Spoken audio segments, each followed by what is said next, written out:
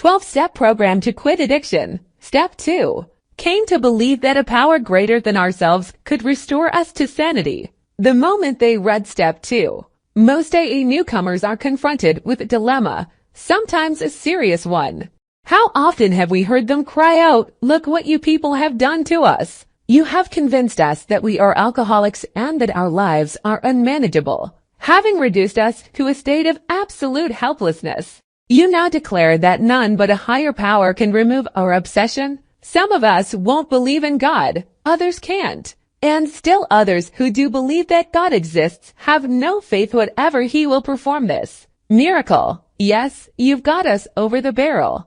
All right, but where do we go from here? Let's look first at the case of the one who says he won't believe the belligerent one. He is in a state of mind which can be described only as savage. His whole philosophy of life, in which he so gloried, is threatened. It's bad enough, he thinks, to admit alcohol has him down for keeps, but now, still smarting from that admission, he is faced with something really impossible. How he does cherish the thought that man, risen so majestically from a single cell in the primordial ooze, is the spearhead of evolution and therefore the only God that his universe knows. Must he renounce all this to save himself?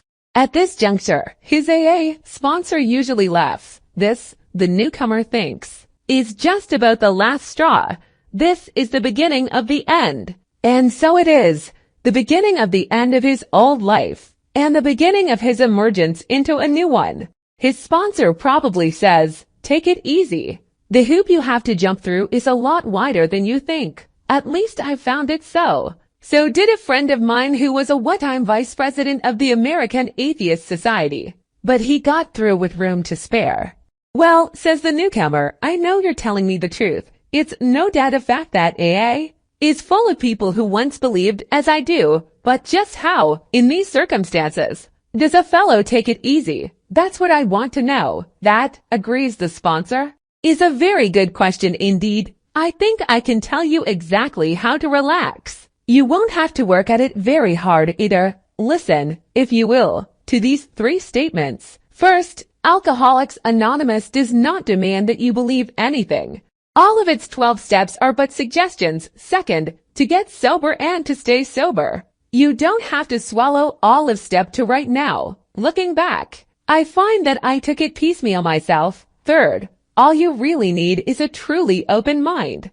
Just resign from the debating society and quit bothering yourself with such deep questions as whether it was the hen or the egg that came first. Again, I say, all you need is the open mind. The sponsor continues, take, for example, my own case.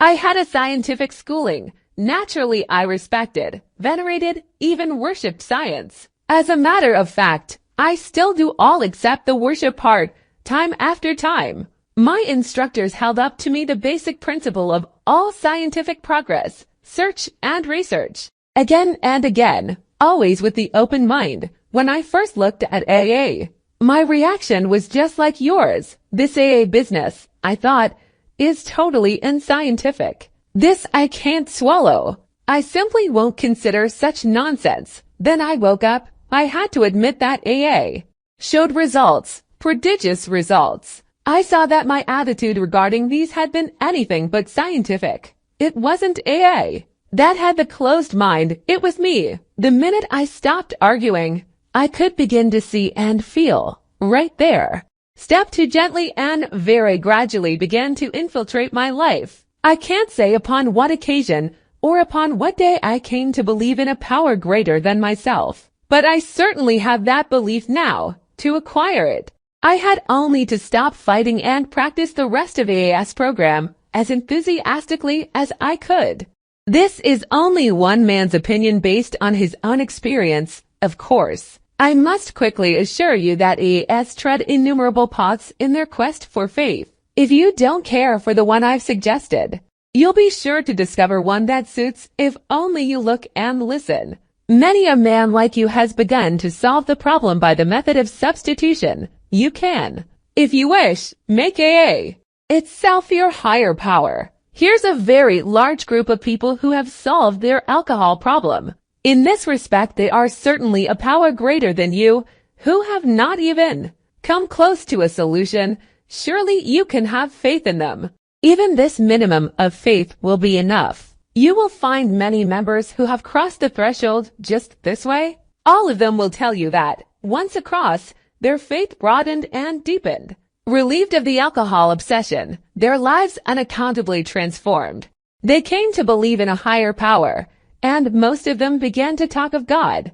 Consider next the plight of those who once had faith, but have lost it. There will be those who have drifted into indifference, those filled with self-sufficiency who have cut themselves off, those who have become prejudiced against religion, and those who are downright defiant because God has failed to fulfill their demands. Can A.A. experience tell all these they may still find a faith that works?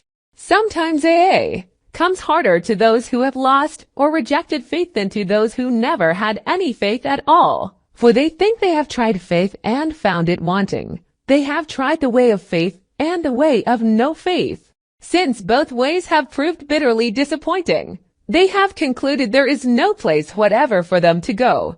The roadblocks of indifference, fancied self-sufficiency, prejudice, and defiance often prove more solid and formidable for these people than any erected by the unconvinced agnostic or even the militant atheist. Religion says the existence of God can be proved. The agnostic says it can't be proved. And the atheist claims proof of the non-existence of God, obviously. The dilemma of the wanderer from faith is that of profound confusion. He thinks himself lost to the comfort of any conviction at all. He cannot attain in even a small degree the assurance of the believer. The agnostic, or the atheist, he is the bewildered one. Any number of A.A.s can say to the drifter, yes, we were diverted from our childhood faith, too. The overconfidence of youth was too much for us, of course. We were glad that good home and religious training had given us certain values. We were still sure that we ought to be fairly honest, tolerant, and just, that we ought to be ambitious and hardworking. We became convinced that such simple rules of fair play and decency would be enough. As material success founded upon no more than these ordinary attributes began to come to us, we felt we were winning at the game of life. This was exhilarating, and it made us happy. Why should we be bothered with theological abstractions and religious duties? Or with the state of our souls here or hereafter? The here and now was good enough for us. The will to win would carry us through. But then alcohol began to have its way with us. Finally, when all our scorecards reached 0, and we saw that one more strike would put us out of the game forever, we had to look for our lost faith. It was in A.A. that we rediscovered it, and so can you. Now we come to another kind of problem. The intellectually self-sufficient man or woman. To these, many A.A.s can say, yes, we were like you, far too smart for our own good. We love to have people call us precocious. We used our education to blow ourselves up into pretful balloons, though we were careful to hide this from others secretly. We felt we could float above the rest of the folks on our brain power alone. Scientific progress told us there was nothing man couldn't do. Knowledge was all-powerful. Intellect could conquer nature. Since we were brighter than most folks, so we thought, the spoils of victory would be ours for the thinking. The god of intellect displaced the god of our fathers. But again John Barleycorn had other ideas. We who had won so handsomely in a walk turned into all-time losers. We saw that we had to reconsider or die. We found many in A.A. who once thought as we did. They helped us to get down to our right size. By their example they showed us that humility and intellect could be compatible, provided we placed humility first. When we began to do that, we received the gift of faith, a faith which works. This faith is for you, too. Another crowd of A.A. says, we were plumb disgusted with religion and all its works. The Bible, we said, was full of nonsense. We could cite it chapter and verse, and we couldn't see the Beatitudes for the baguettes. In spots its morality was impossibly good. In others it seemed impossibly bad. But it was the morality of the religionists themselves that really got us down. We gloated over the hypocrisy, bigotry, and crushing self-righteousness that clung to so many believers even in their Sunday best. How we love to shout the damaging fact that millions of the good men of religion were still killing one another off in the name of God. This all meant, of course, that we had substituted negative for positive thinking. After we came to A, we had to recognize that this trait had been an ego-feeding proposition. In belaboring the sins of some religious people, we could feel superior to all of them. Moreover, we could avoid looking at some of our own shortcomings, self-righteousness. The very thing that we had contemptuously condemned in others was our own besetting evil. This phony form of respectability was our undoing, so far as faith was concerned. But finally, driven to A, we learned better. As psychiatrists have often observed, defiance is the outstanding characteristic of many an alcoholic. So it's not strange that lots of us have had our day at defying God himself. Sometimes it's because God has not delivered us the good things of life which we specified. As a greedy child makes an impossible list for Santa Claus, more often, though, we had met up with some major calamity, and to our way of thinking lost out because God deserted us. The girl we wanted to marry had other notions. We prayed God that she'd change her mind. But she didn't. We prayed for healthy children, and were presented with sick ones, or none at all. We prayed for promotions at business, and none came. Loved ones, upon whom we heartily depended, were taken from us by so-called acts of God. Then we became drunkards, and asked God to stop that. But nothing happened. This was the unkindest cut of all. Damn this faith business, we said, when we encountered A.A. The fallacy of our defiance was revealed. At no time had we asked what God's will was for us. Instead, we had been telling him what it ought to be. No man, we saw, could believe in God and defy him too. Belief meant reliance, not defiance. In A.A., we saw the fruits of this belief. Men and women spared from alcohol's final catastrophe. We saw them meet and transcend their other pains and trials. We saw them calmly accept impossible situations, seeking neither to run nor to recriminate. This was not only faith, it was faith that worked under all conditions. We soon concluded that whatever price in humility we must pay, we would pay. Now let's take the guy full of faith, but still reeking of alcohol. He believes he is devout. His religious observance is scrupulous. He's sure he still believes in God, but suspects that God doesn't believe in him. He takes pledges and more pledges following each. He not only drinks again, but acts worse than the last time. Valiantly he tries to fight alcohol, imploring God's help, but the help doesn't come. What, then, can be the matter? Two clergymen, doctors, friends, and families. The alcoholic who means well and tries hard is a heartbreaking riddle to most AS. He is not. There are too many of us who have been just like him and have found the riddle's answer. This answer has to do with the quality of faith rather than its quantity.